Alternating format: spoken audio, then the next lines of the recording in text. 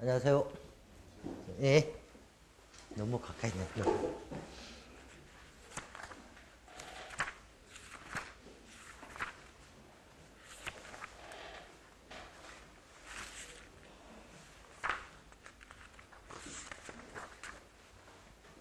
자, 교재 10페이지입니다.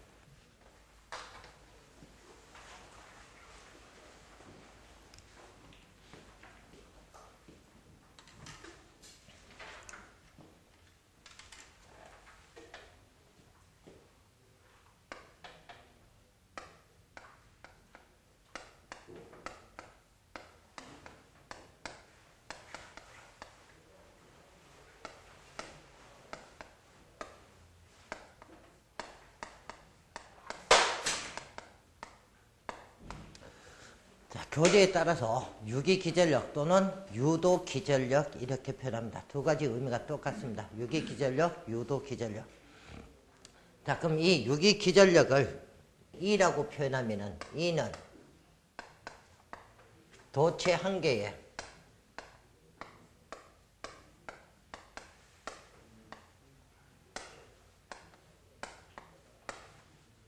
유기되는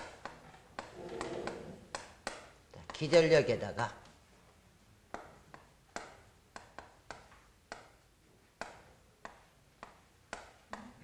총 도체수를 곱한 값을 이 값이 바로 도체 전체에 유기되는 기전력입니다. 자, 그럼 지난 시간에 도체 한 개에 유기되는 기전력이 얼마라고 했어요? 자속밀도 B에다가 도체 길이에다가 주변 속도를 곱한 값이라 그랬죠.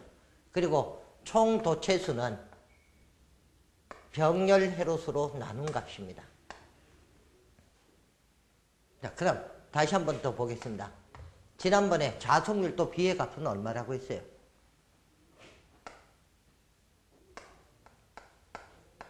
파이 dl분의 p파이라는 값으로 나타냈었고, 여기다가 도체 길이를 곱하고, 그 다음에 주변 속도는 얼마라 그랬어요? 파이 d 60분의 n이라는 값으로 나타낸다 그랬어요. 자, 여기다가 총 도체수를 곱해줍니다. 그러면은, 자, 여기서 L 소거될 것이고, 파이 d 소거 되겠네요.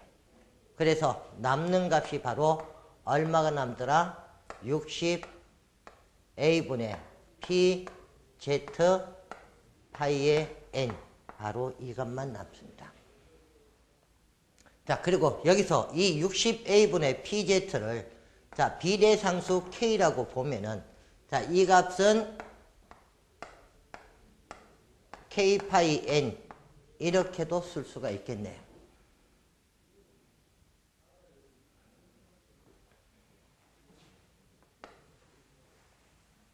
자, 여기서 P는 바로 극수를 나타내고, 자, Z는 총 도체수로서, 자, 총 도체수는 전슬로수 곱하기 한 슬로인데,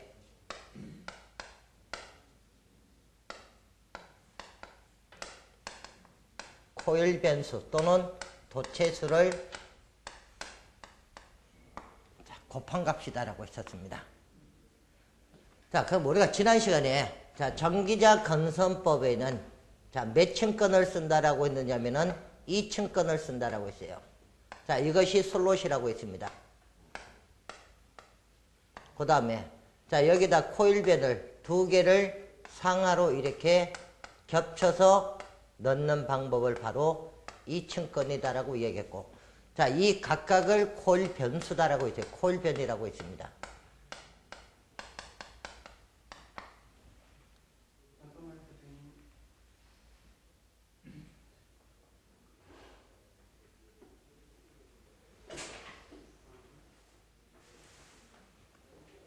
자, 여기 봅니다. 자, 하나의 슬롯에 자, 코일변을 상하로 넣는 방법을 갖다가 2층권이라고 했습니다. 그럼 얘를 각각을 나타낼 때는 코일변이지만은 요 두 개를 묶어서 하나로 표현하는 것을 건수라고 이야기해요. 두 개를 하나로 묶어서. 그럼 하나의 건수는 코일변이 몇 개입니까? 2개죠. 그러면은 내가 지금 구하고자 하는 것은 코일 변수가 아니죠. 아니, 코일 변이죠. 근데 문제에서 주어진 건 건수입니다. 그럼 이 건수를 코일 변으로 나타내려 그러면은 여기다 2를 해야만이 이것이 바로 뭐가 돼요?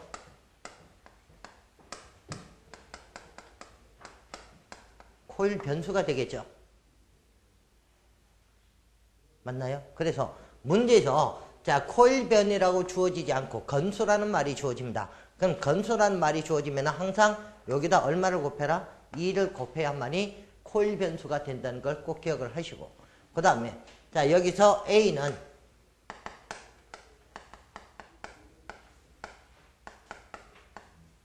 병렬 회로수로서, 자, 이때 병렬 회로수는 자, 중건에서 병렬 회로수 A는 얼마라고 이야기했었습니까?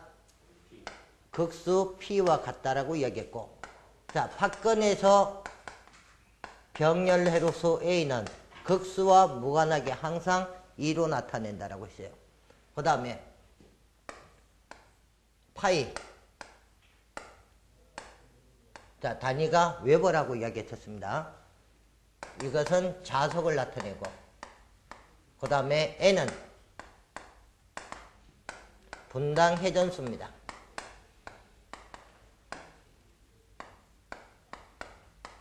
자, 분당 회전수로서 단위는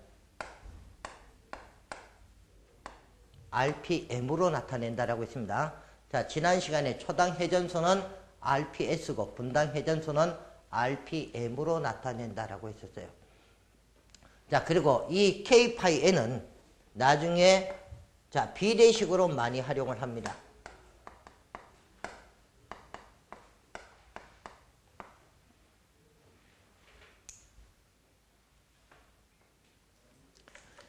자, 그럼 여기까지 내용을 한번 보고 문제 풀고 지나가겠습니다.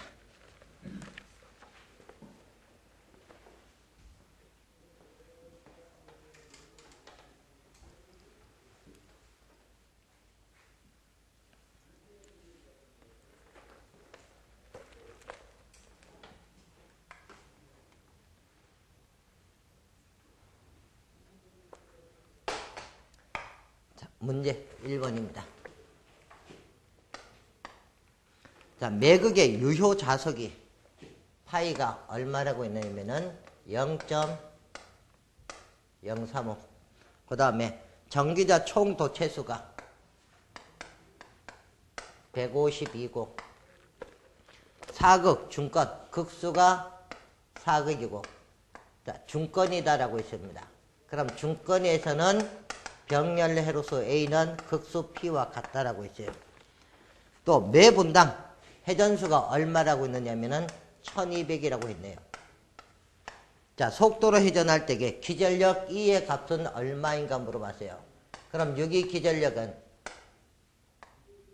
60A분의 PZ 파이의 N이라는 식으로서, 자, 지금 문제에서 자, 중건이란 말이 나왔기 때문에 A와 P는 같다라고 했어요. 그래서 P하고 A는 서로 소거가 되겠네요. 그래서 소거되고 남는 값만 계산하면은 자, 60분의 총 도체수가 152고, 자속이 0.035고, 분당 회전수가 1200이다라고 있었습니다.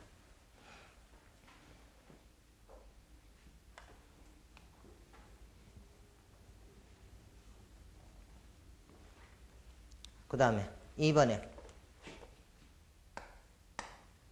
자, 직류 발전기 극수가 10이고, 그 다음에 전기자 도체수가 500이며 단중 파건이다라고 있습니다. 그럼 파건에서 병렬 회로수는 극수와 무관하게 2라 그랬고, 그 다음에 매극의 자속이 0.01이고 회전수가 600rpm일 때에 유기 기전력 2는 그랬습니다. 그럼 유기 기전력 2는 60A분의 PZ 파이의 n 이 식이라 그랬어요. 자, 그러면은 다른 거 다 주어져 있으니까 요 a 대신에 얼마만 대입하면 돼요? 합근이라는 말이 나왔기 때문에 2 대입해서 계산하시면 되겠죠. 그래서 다시 한번 보면은 60 곱하기 2에다가 극수가 10극이고 도체수가 500이고 자속이 0.01이고 회전수가 600이라 그랬어요.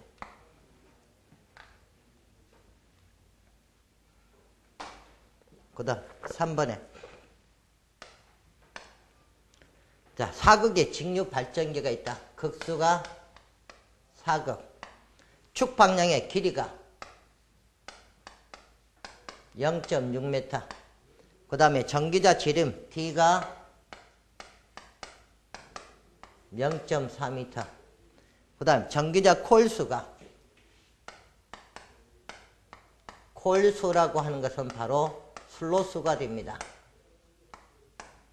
슬로수가 몇 개냐면은 24개. 그 다음에 자, 한 개의 코일 건수라 그랬어요. 자, 건수가 몇 개라고 했느냐면은 18개라 그랬네요. 자, 그럼 내가 필요한 값은 건수가 아니라 코일 변수라고 이야기했죠. 그럼 여기다 2를 해야만이 이 값이 바로 뭐가 돼요? 코일 변수가 됩니다. 코일 변. 그 다음에 건선법은 중건이다라고 했어요. 자, 중건에서 A는 극수 P와 같고 그 다음에 자, 평균 자속 밀도 B가 얼마라고 했냐면은 0.1. 그 다음에 회전수가 1800이다라고 했어요.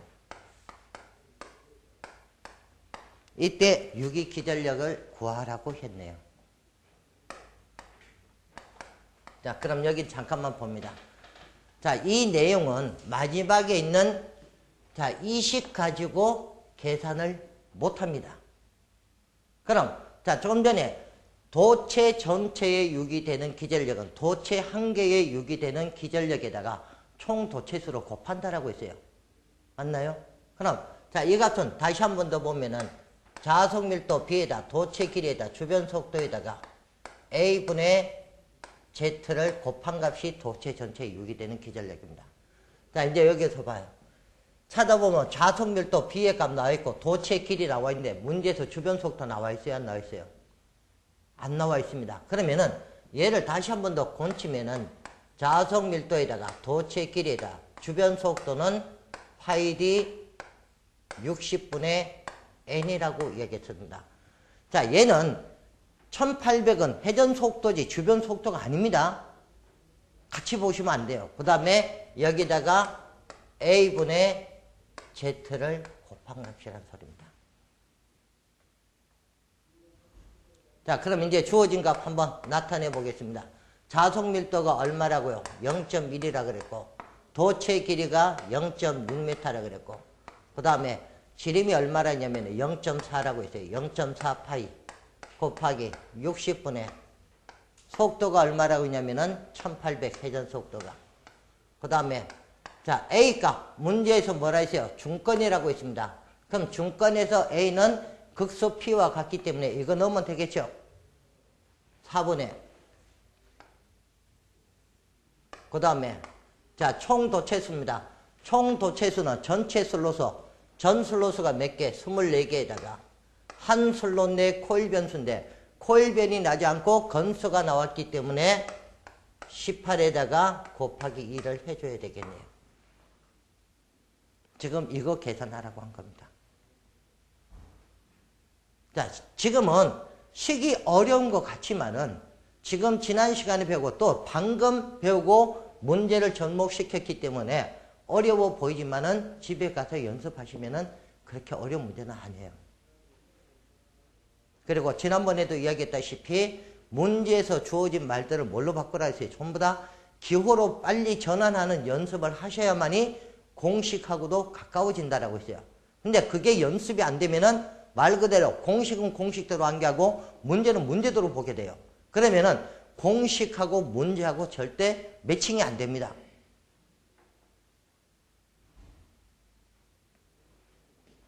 그래서 자, 요것은 뭐 특별한 거 없고 계산기만 제대로 눌리시면은 답은 그대로 나옵니다.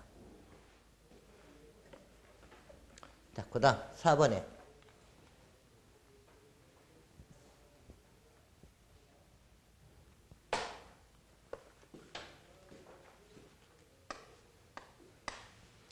자, 극수가 사극이고 중건이고 중건에서는 A하고 P는 같다라고 했습니다.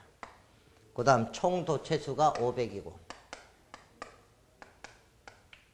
그 다음에 한극의 자속이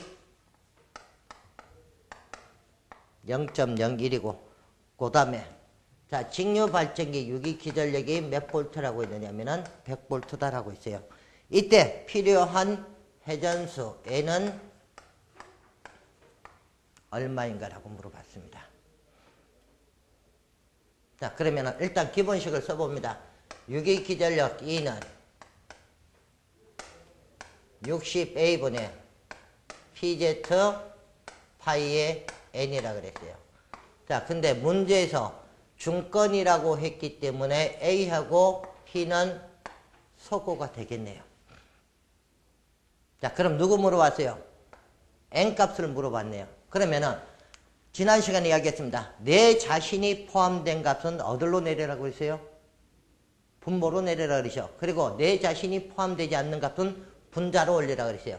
그럼 여기서 자, N이라는 값은 바로 Z 파이분의 62 이 값이 되겠죠.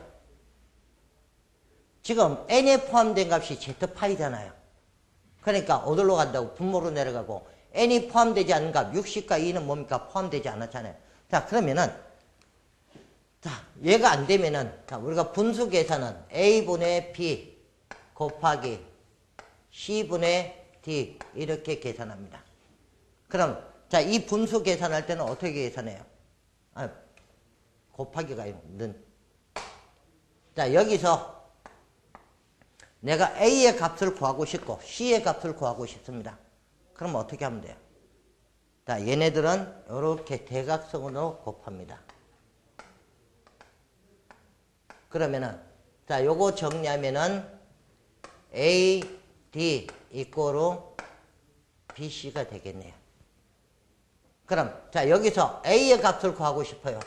자, A의 값을 구하고 싶으면은 D분의 뭐가 돼요?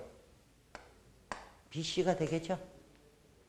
또는 뭐 D의 값을 구하라 그러면은 A분의 BC가 될 것이고 또 반대로 자, B를 구하라 그러면 뭡니까? C분의 AD가 되겠죠? 자, 이것이 바로 분수 계산하는 방법이에요. 그럼 여기서 2는 항상 분모의 1은 어떻게 돼요? 생략할 수가 있습니다. 그죠? 그래서 요거는 뭐 쓰나 마나니까 요거 밑에 1라 넣어놓으면 뭐가 돼요? 이런 꼴이 되잖아요. 똑같은 꼴이죠?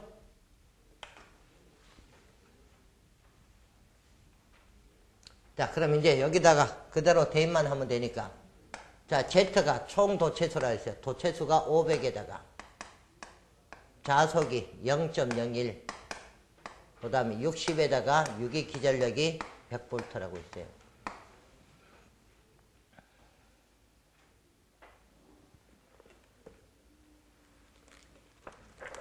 그 다음에 5번입니다.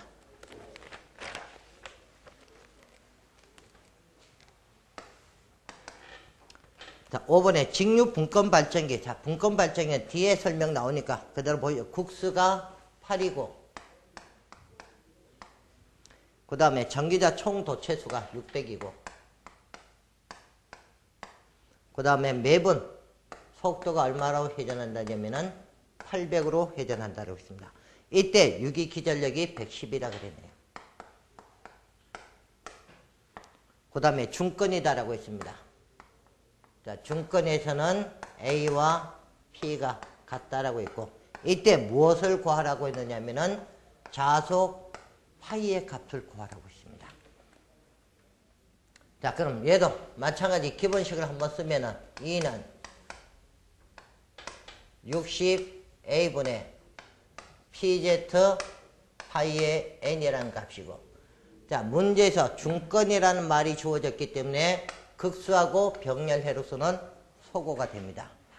자, 그럼 여기서 파이의 값을 구하라고 했기 때문에 파이는 Zn분의 62, 이 값이 되겠네요. 그래서 총 도체수가 600에다가 회전수가 800에다가 60에다가 유기 기전력이 110V라고 했어요. 자, 그리고 이제 자, 물론 여러분이 계산기를 누르면은 값이 똑 떨어지는 답도 있습니다. 그러나 답이 거의 대부분 한 7, 80%는 값이 제대로 떨어지는 게 없어요. 그럼 값이 떨어지는 게 없을 때는 어떤 값을 찾아야 되겠어요? 전부 다 근사값을 찾아야 됩니다. 그래서 여러분이 문제 풀다 보면은 문제에서 떨어지는 답도 있지만은 떨어지지 않는 답은 전부 다 근사값을 찾아야 됩니다. 그 다음 6번에 자, P가 60kW, 출력이 60kW. 그 다음 극수가 4급. 직류 발전기가 중건으로 건선되고, 자, 중건이니까 A하고 P는 같다고 했습니다. 48개의 전기자 홈을 가지고 있다. 즉 슬로스가 몇 개냐면은 48개라 그랬어요. 그리고 각 홈에는 6개의 코일변이, 즉 코일변이 몇 개가 들어가 있다고요? 6개가 들어가 있다고 했습니다. 한 자극의 자속이 파이가 0.08이고 전기자 회전수가 1041대개, 유기전압 E는 얼마인가 물어봤어요. 그럼 유기기전력 E는 60A분의 PZ 파이의 N이라는 값이니까, 자, 문제에서 마찬가지 중건이라는 말이 주어졌기 때문에 극수하고 병렬 해로수는 서로 소거가 됩니다. 그러면은 자, 60분의 자, 제치 총 도체수입니다. 그럼 총 도체수는 전 슬로스 곱하기 한 슬로 내 코일 변수라고 했기 때문에 48 곱하기 6 해야만이 총 도체수가 되겠네요. 그 다음에 자속이 0.08에다가 속도가 1040이다라고 했어요.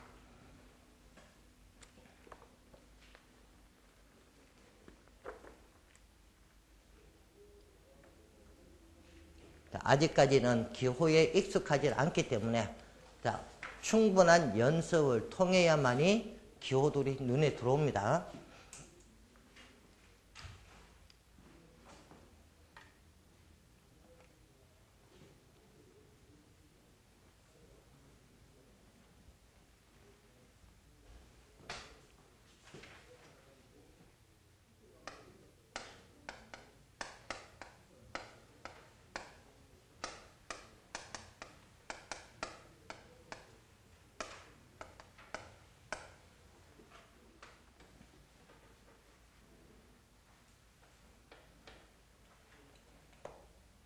그 다음에 전기자 반작용입니다.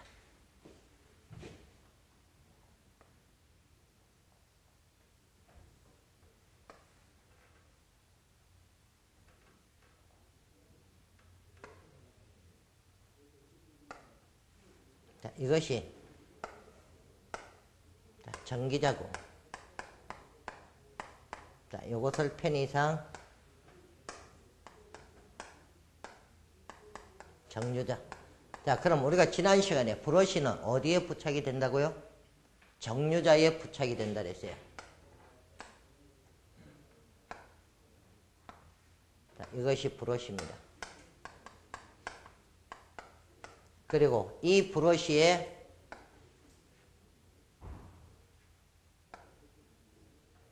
이렇게 전기자 건선이 외부와 이렇게 연결이 되어 있습니다. 자, 그 다음에 이 전기자 양쪽에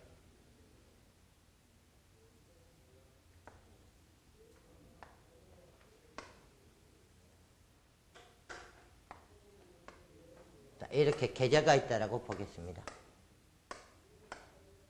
그럼 자, 이 계좌에다 건선을 감으면은 자, 얘가 n극이고 얘가 s극이라고 하면은 이때 계좌 기자력의 방향은 이 방향이 됩니다. 자, 이것이 계좌 기자력이 돼요. 그 다음에 자, 이 축을 갖다가 무슨 축이라고 하느냐면은 이 축을 기하학적 중성축이라고 이야기를 합니다. 자, 이 기하학적 중성축은 실제 기계기구에 존재하는 축은 아닙니다. 가상의 축이에요. 그럼 이 기하학적 중성축이 나타내는 의미는 바로 자속 밀도가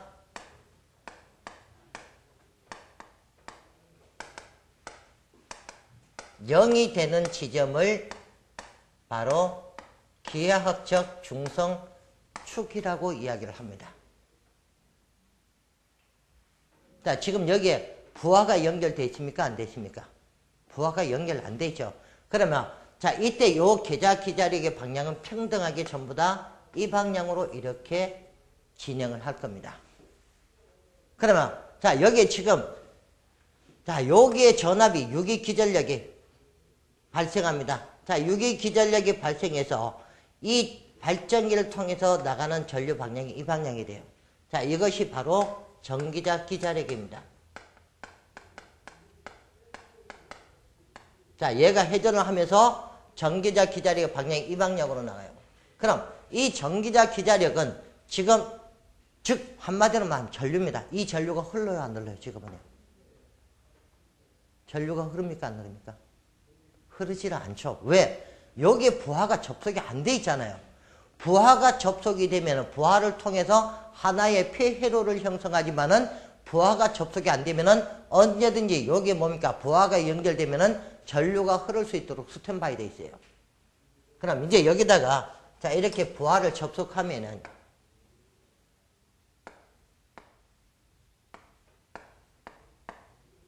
자, 이렇게 부하를 접속하면은 자, 여기에 충전된 전류가 이렇게 뭡니까? 순환을 하게 돼요, 전류가.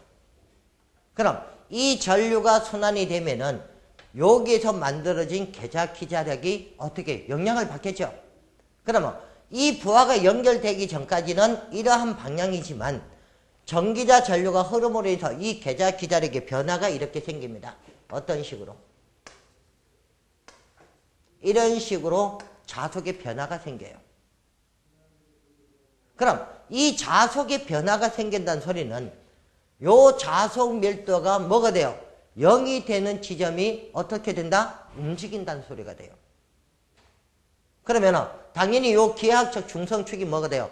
자속 밀도가 0이 되는 지점이 변화가 되니까 0이 되는 지점 쪽으로 움직이겠죠, 얘가.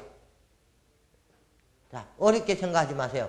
이 기하학적 중성축은 자속 밀도가 0이 되는 지점이라고 그랬고 이 자속 밀도가 0이 되는 지점은 부하가 연결되기 전까지는 항상 여기에서 제로가 되는. 왜? 자, 우리가 예를 들어서 얘가 플러스고 자, 마이너스면은 우리가 자력선은 뭡니까? 플러스에서 이렇게 외부로 이렇게 발산이 됩니다. 자력선이. 그럼 얘를 플러스라고 보면은 요 지점에서 뭐가 돼요? 자력선이 전부 다 이렇게 외부로 이렇게 발산이 됩니다. 그럼 이 지점이 뭐가 돼요? 자속 밀도가 0이 되는 지점이라는 소리입니다. 근데 이 자속 밀도가 0이 되는 지점은 부하를 연결하기 전이고 부하를 연결하게 되면은 전기자 전류가 순환이 되기 때문에 자속의 분포가 일그러지게 됩니다. 그래서 자속 밀도가 0이 되는 지점도 바뀌어요. 그럼 지난 시간에 우리가 발전기는 플레밍의 무엇을 이용한다 그랬죠? 오른손 법칙. 전동기는 플레밍의 왼손 법칙을 이용한다 그랬어요. 그래서 자, 이 자속의 변화가 그러면 자, 먼저 이 방향이 바로 전동기가 회전하는 방향이 되고 그 다음에 자, 이 방향이 발전기가 회전하는 방향으로 보겠습니다. 자, 지금 부하를 접속해서 이 축이 지금 얘가 뭡니까? 이동한 겁니다. 자, 이제 여기서 잠깐만 봐요. 자, 이 기하학적 중성축이 이동하고 브러쉬가 그대로 있으면, 자, 잠깐만 봐요. 이 브러쉬와 정류자 면에서 뭡니까? 얘가 단락이 돼서 여기서 불꽃이 일어납니다. 그러면은 불꽃이 일어나는 것을 방지하려고 그러면은 이 기하학적 중성축이 0이 되는 지점으로 얘가 움직이게 되면은 브러쉬도 항상 같이 움직여줘야 돼요. 그러나 여러분이 사용하고 있는 기계기구는 브러쉬가 몇 개 있어요? 상단에 하나, 하단에 하나 있습니다. 그럼 움직이지 않는다는 소리가 되죠. 자, 이론상으로는 이 축이 움직이게 되면은 이 브러쉬도 같이 뭡니까? 기계기구가 회전하는 방향으로 움직여줘야 돼요. 그러면 자, 요 브러쉬가 이쪽으로 이동하는 요것을 알파라고 보고, 자, 여기도 알파라고 볼게요. 이게 브러쉬 이동각입니다.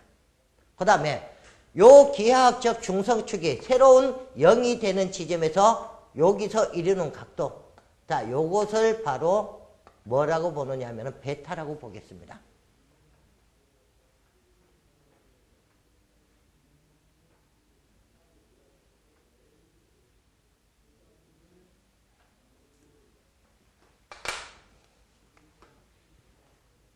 자, 먼저 자, 전기자 반작용의 정의부터 한번 보면은,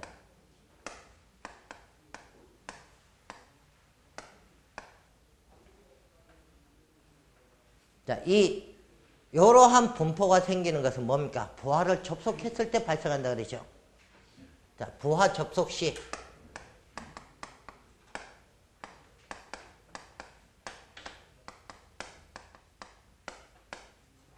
전기자 건선에 흐르는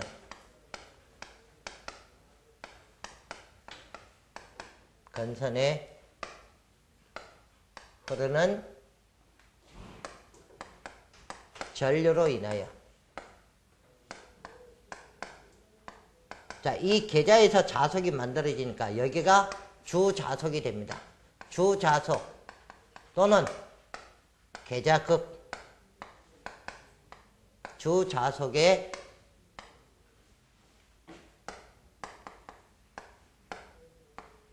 영향을 미치는 현상을 바로 전기자 반작용이라고 합니다.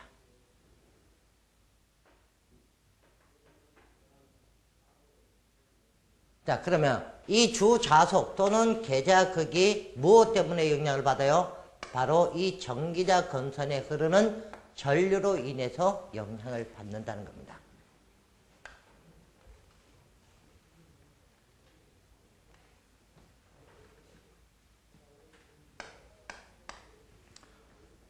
자, 그러면은, 자, 여기 봅니다.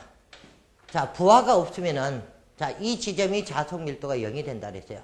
그럼, 요 지점에서 이 전기자, 계좌 기자력과 요것이 전기자 기자력이라 했어요. 즉, 무부하 상태에서 전기자 기자력과 계좌 기자력이 만드는 각도가 있습니다. 자, 이것을 갖다가 무슨 각도라고 이야기를 하느냐면은 전기 각도라고 얘기해요. 자, 전기 각도는 무부하 상태에서 발생하는 각도입니다.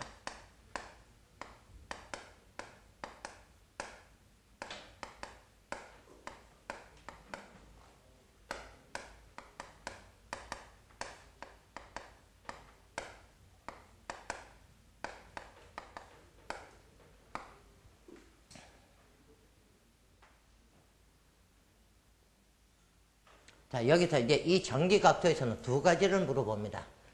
자, 공식으로도 물어보고, 두 번째, 자, 각도로도 물어봅니다. 먼저 이 공식으로 물어볼 때 전기 각도는 기하각도. 자, 기하각도라고 하는 것은 전기자가 1회전 시에 이루는 각도입니다. 그럼 전기자가 1회전 시에 이루는 각도니까 얼마 되겠어요? 2파이가 되겠죠? 또는 360도가 됩니다. 곱하기 2분의 P로 나타냅니다. 이 P는 바로 극수가 되겠네요. 자, 이것이 공식으로 물어보고, 자, 각도로 물어볼 때에 전기 각도는 자, 이 전기자에 뭐가 관계되어 있다 그랬어요? 슬로스가 관계되어 있다 그랬죠? 슬로스분의 2파이에다가 곱하기 2분의 P라는 값으로 계산합니다. 자, 여기서 2파이라고 하는 것은 값으로 나타낼 때는 360도가 됩니다.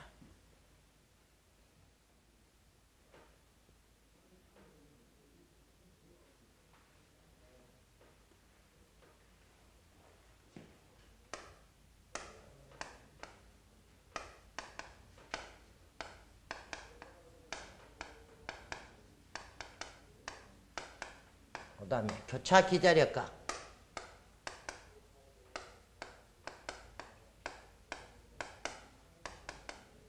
감자 기자력이 발생합니다.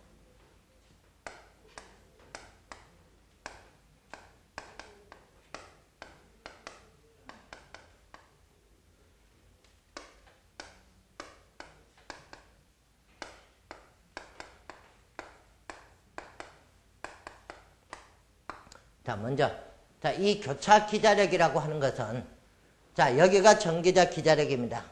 그 다음에 얘가 계자 기자력이에요. 즉, 전기자 기자력과 계자 기자력이 몇 도에서 서로 영향을 받아요? 90도. 즉, 2분의 파이에서 발생하는 기자력을 갖다가 바로 뭐라고 한다? 교차 기자력이라고 합니다. 그래서, 자, 이 교차 기자력을 ATC 나타내면 ATC는 EAP분의 IA 제곱에다가 곱하기 파이분의 베타라는 값으로 나타냅니다. 자, 이 베타는, 자, 여기 봅니다. 자, 이 브러쉬도 지금 이동을 한다는데, 이 브러쉬는 요 베타 안에서만 이동할 수 있지, 베타를 벗어나서는 브러쉬가 이동을 못 합니다.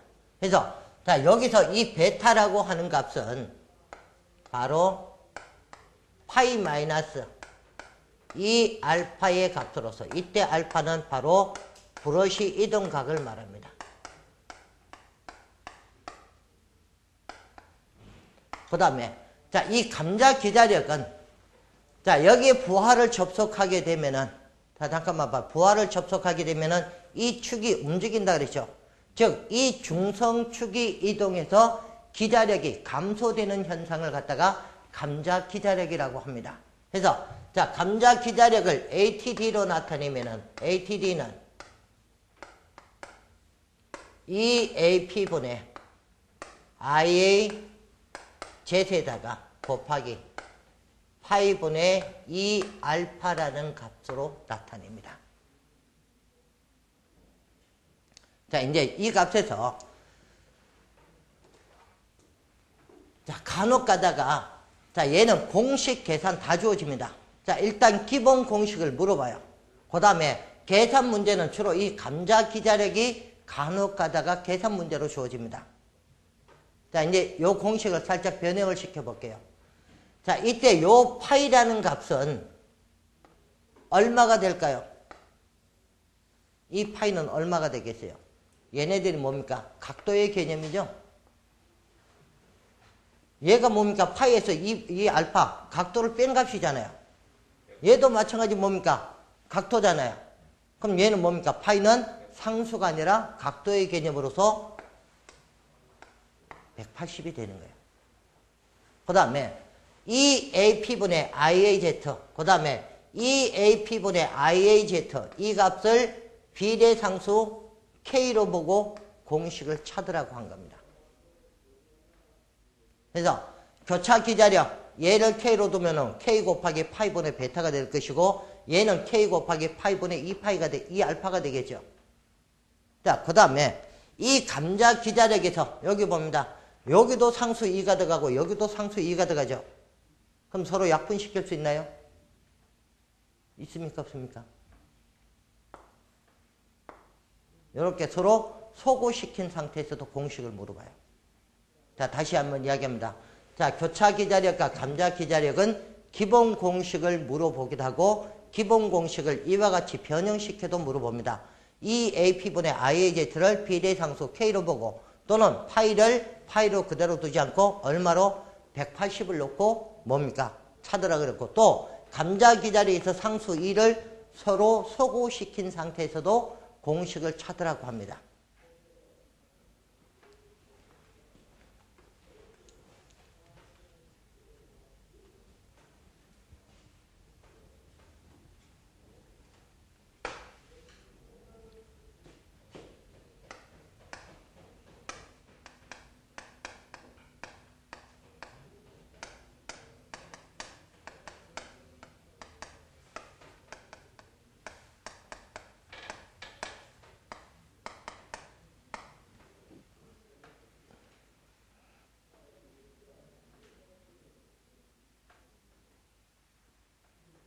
그 다음 전기자 반작용 영향입니다.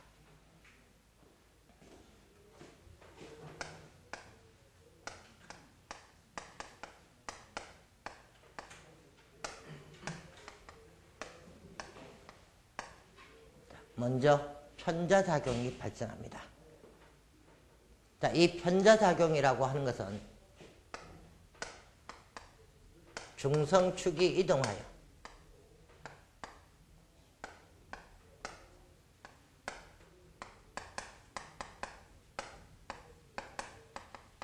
자석이 한쪽으로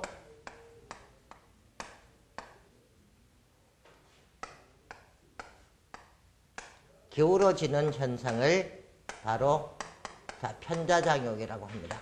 그럼 결국 이 중성축이 이동했다라고 하는 의미는 부하를 접속했다는 의미가 되고 또 자속 밀도가 0이 되는 지점이 바뀌었다는 소리가 됩니다. 그래서 이 편자작용에 의해서 발전기는 회전 방향으로 이동을 하고 중성축이 그 다음에 전동기는 회전 반대 방향으로 중성축이 이동을 합니다.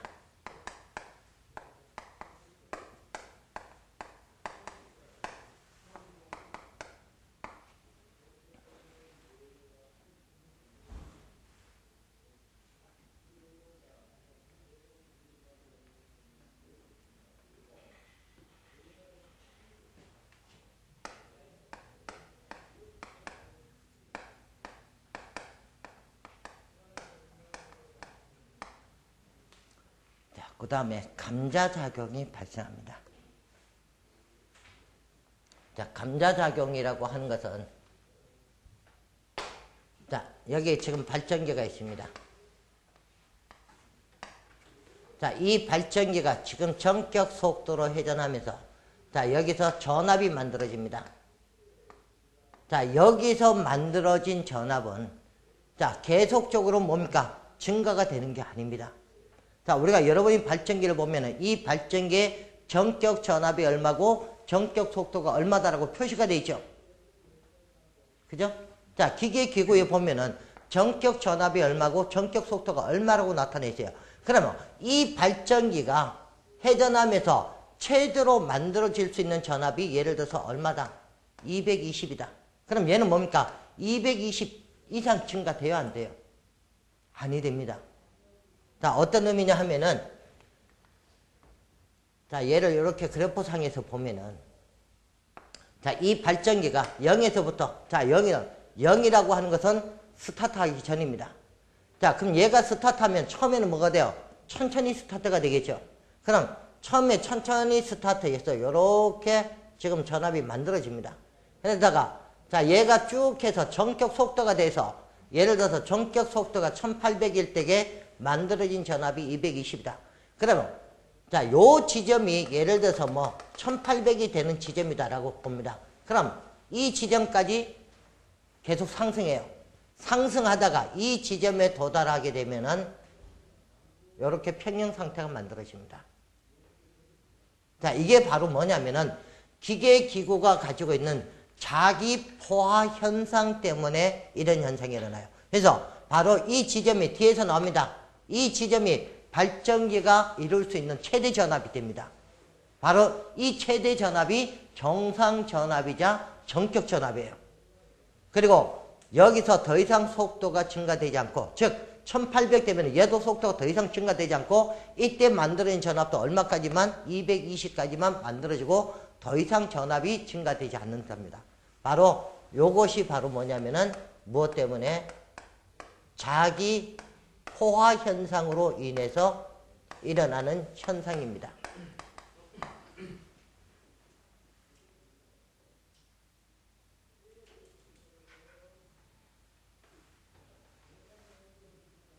자, 만약에 이 자기 포화 현상이 없다 그러면은, 자, 이 자기 포화 현상이 없다라고 가정하면은, 자, 요렇게 해서, 여기가 뭡니까?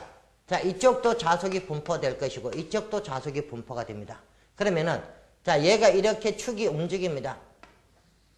자, 축이 움직여도, 여기에서 발생된 자속의 양, 여기에서 발생된 자속의 양이 변화가 있어요, 없어요?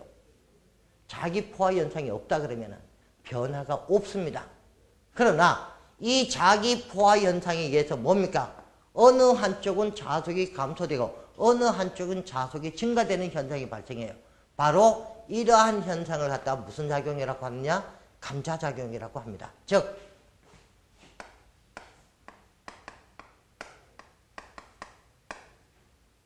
자기 포화 현상에 의해서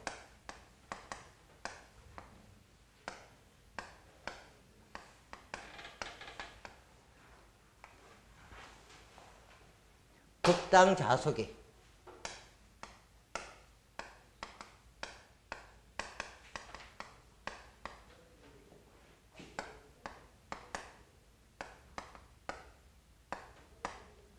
감소되는 현상을 바로 감자작용이라고 합니다.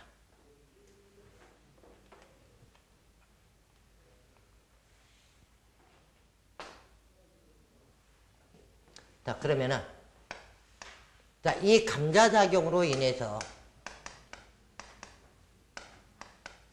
자, 발전기에서는 어떤 현상이 일어나는가 보겠습니다.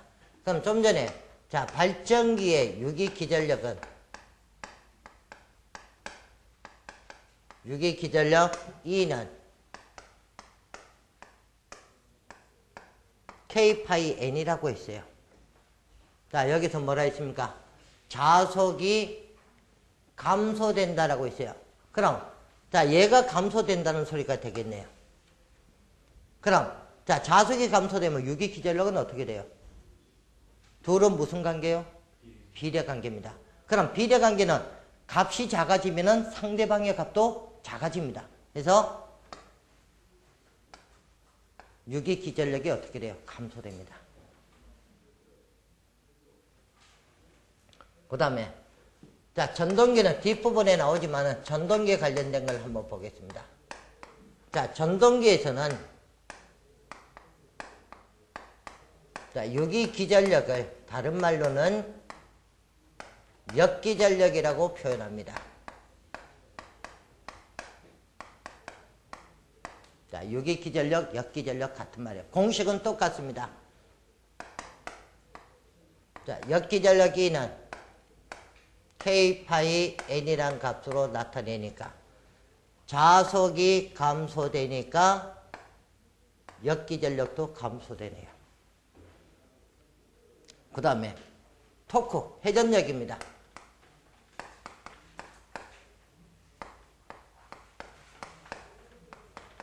자, 나중에 식이 다 유도됩니다. 자, 토크를 T라고 하면은 T는 K-파이에 IA라는 값으로 나타냅니다. 그럼, 자, 여기서 자속이 감소되면은 당연히 뭐가 돼요? 토크도 감소가 되겠네요. 그 다음에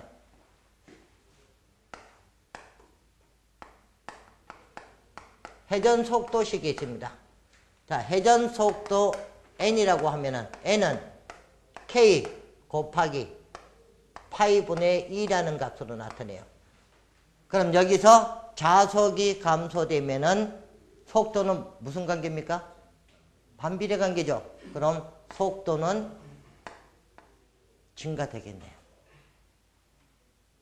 자, 이때 K는 나중에 뒤에서 나옵니다. 기계 정수라고 이야기를 해요. 이것을.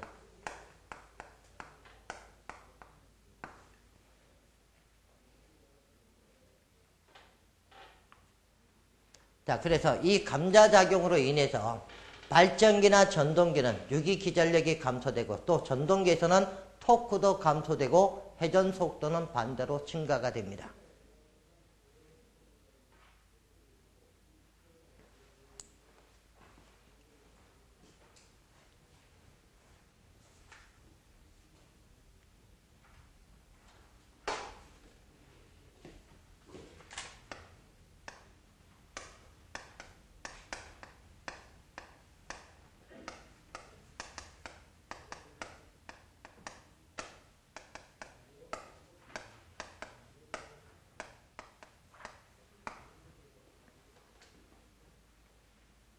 그 다음 전기자 반작용 대책입니다. 자, 조금 전에 자, 중성축이 이동을 하게 되면은 자, 중성축을 이동하고 브러쉬를 그대로 두면 뭡니까? 브러쉬와 전기자가 세교가 되면서 여기에서 불꽃이 발생합니다. 그래서 이 중성축이 이동하면은 항상 누구도 같이 이동하느냐? 브러쉬도 이동을 합니다. 마찬가지 이 브러쉬 이동 방향도 중성축이 이동하는 방향으로 같이 움직여 줍니다. 그래서 자, 좀 전은 발전기가 회전 방향으로 이동하고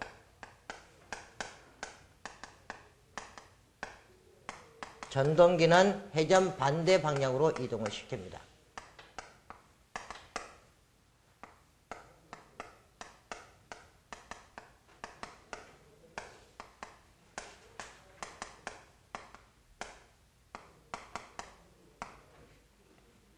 근데 좀 전에 이야기했죠. 기계기구는 브러쉬가 상단에 하나, 하단에 하나가 있기 때문에 움직여 주지를 않는다고요.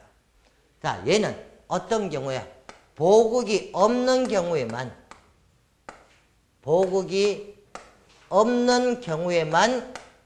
자, 이렇게 이동을 시킵니다.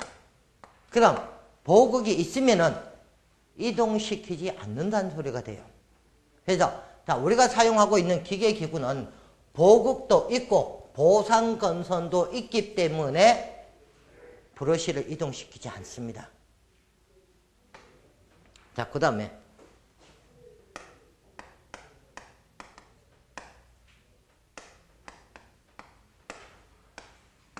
보극을 설치합니다.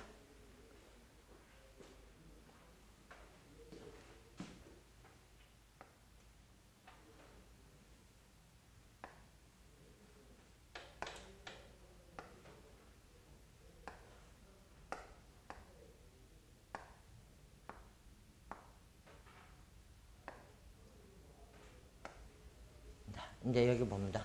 자, 좀 전에 얘가 전기자고 정류자고 브러쉬라고 했어요. 자, 그리고 이 축이 무슨 축이라고요? 기하합적 중성축이다라고 했습니다. 자, 이 기하합적 중성축상에 자, 이렇게 작은 소자극을 설치합니다.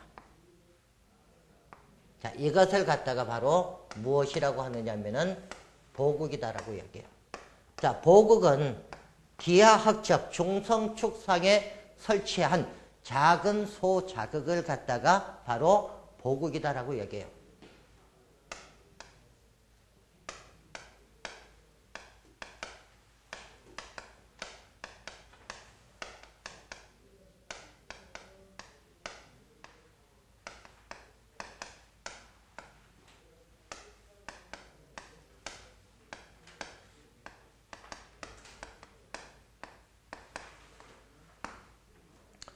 기하학적 중성축상에 설치한 소자극을 갖다가 바로 보극이다라고 이야기합니다.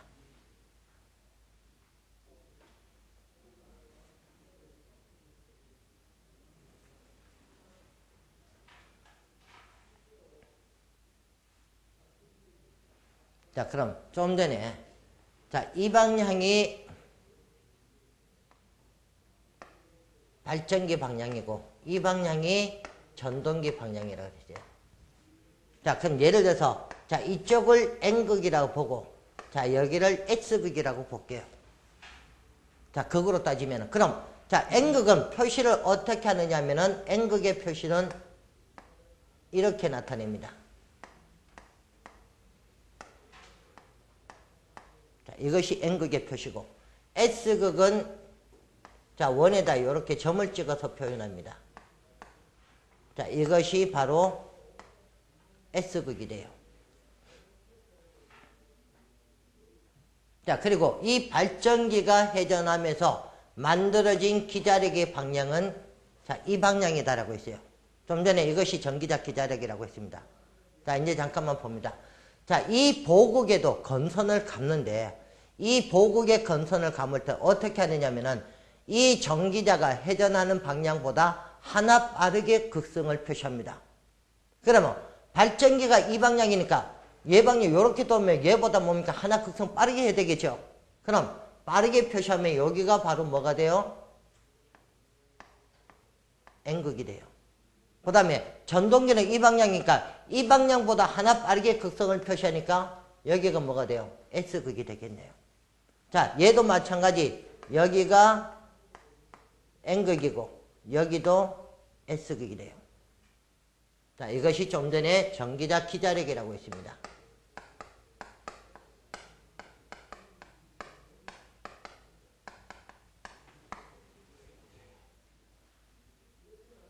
몇 번?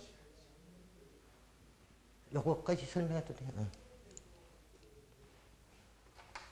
자, 그럼 마찬가지 이 보극에도 자, 극성을 감아서 여기에서 자, 건선을 이 전기자 내부로 이렇게 유입을 시킵니다. 자, 요것이 바로 보극 기자력이에요.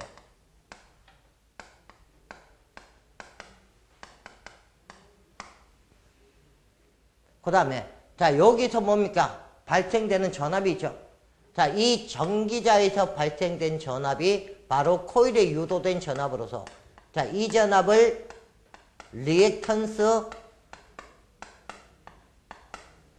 전압이라고 합니다. 이 전기자에서 발생된 전압을 무슨 전압이다? 리액턴스 전압이라고 그래요. 자, 그 다음에 이 보극의 자, 극성은 회전 방향보다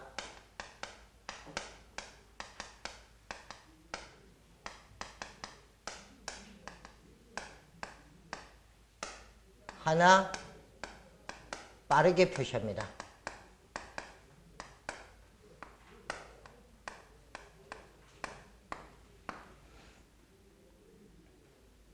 그리고 이 보극 기자력을 이용해서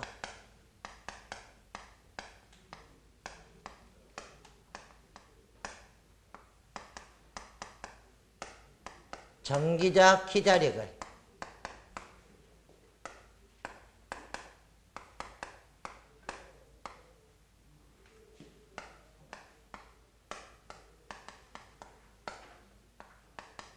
일부만 상쇄시킵니다.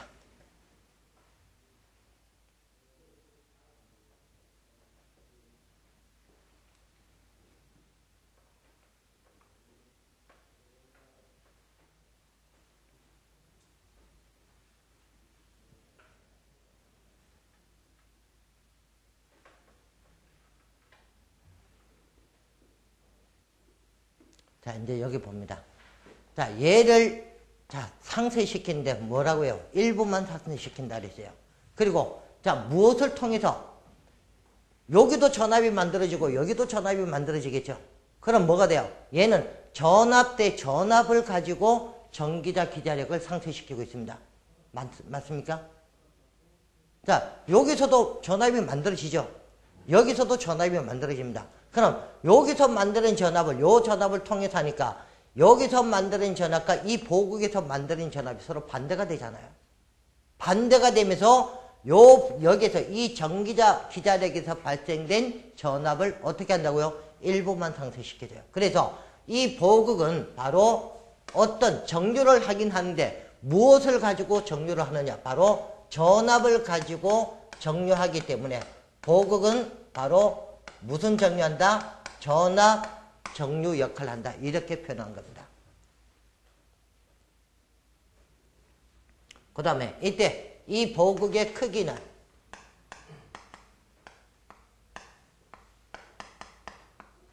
전기자 기자력의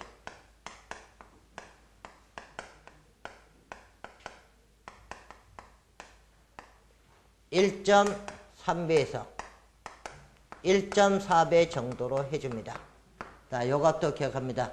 보극의 크기는 전기자 기자력의 1.3배에서 1.4배 정도로 해줍니다.